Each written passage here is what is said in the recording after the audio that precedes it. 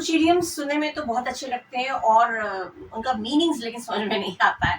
तो ऐसी कुछ इडियम्स हैं जो कि अपने डेली लाइफ में यूज भी होता है और कंपटीशन की तैयारी जो लोग करें उनके लिए तो बहुत ही बेनिफिशियल है, बहुत ही फायदेमंद है। जैसे पहला है on the tenterhooks. On the tenterhooks means very anxious and tense, बहुत चिंतित, बहुत ही उत्तेजित, बहुत ही टेंशन में होना, that is called tenterhooks. On the tenterhooks. जैसे वह पापा के निर्णय के इंतजार में बहुत टेंशन में था। पापा मतलब क्या डिसीजन लेंगे, या इंटरव्यू होता है, इंटरव्यू के बाद क्या डिसीजन, क्या फैसला होगा, क्या रिजल्ट होगा, इसके बारे में बहुत चिंता होती है ना। तो I am on the tenterhooks, oh I am on the tenterhooks. तो पापा के निर्णय के इंतजार में, तो यहाँ हो गया he was on tenterhooks waiting for father's decision. He was on tenterhooks मैंने वो बहुत चिंतित था, एंशियस था, टेंस था और पापा के डिसीजन के इंतजार में। पापा क्या डिसीजन लेंगे पता नहीं। ये हो गया ऑन द टेंटर हुक्स, ठीक है। नेक्स्ट है क्लैम अप। क्लैम अप माने एब्रप्टली स्टॉप टॉकिंग, अचानक एकदम साइलेंट हो जाना, बात करना बंद कर देना।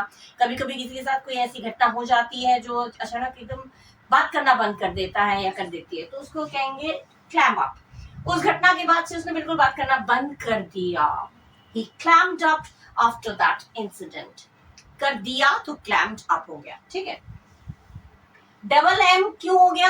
डबल लास्ट लेटर डबल कब होता है? जब यहाँ पे कॉन्सोनेंट वॉवल कॉन्सोनेंट इस तरह से आता है। ये कॉन्सोनेंट है, ये वॉवल है, ये कॉन्सोनेंट है। तो ये इस तरह के सेंटेंसेस होते हैं, लास्ट ऐसा होता है तो लास्ट वाला लेटर डबल हो जाता है। He climbed up after that incident.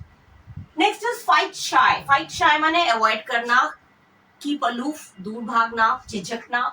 वो हमेशा सबके सामने बात करने में झिझकता है या बात करने से बचता है, तो he always fights shy. Third person singular number है तो फाइट में इस लगे, ये always fights shy of public speaking. Next read between the lines, understand the hidden meaning. कुछ छुपा हुआ अर्थ है जो बोलते नहीं लेकिन उसके पीछे अर्थ कुछ और होता है, वो पढ़ लेना, उसको वो समझ लेना, उसको कहते हैं रीड बिटवीन द लाइंस। उसने सीधा कुछ नहीं कहा लेकिन मैं उसकी बातों का मतलब समझ गया। कभी हम लोग सीधे सीधे नहीं बोलते लेकिन घुमा फिरा के बोलते हैं तो उसकी मीनिंग, छुपा हुआ अर्थ हम समझ जाते हैं, तो that is called read between the lines.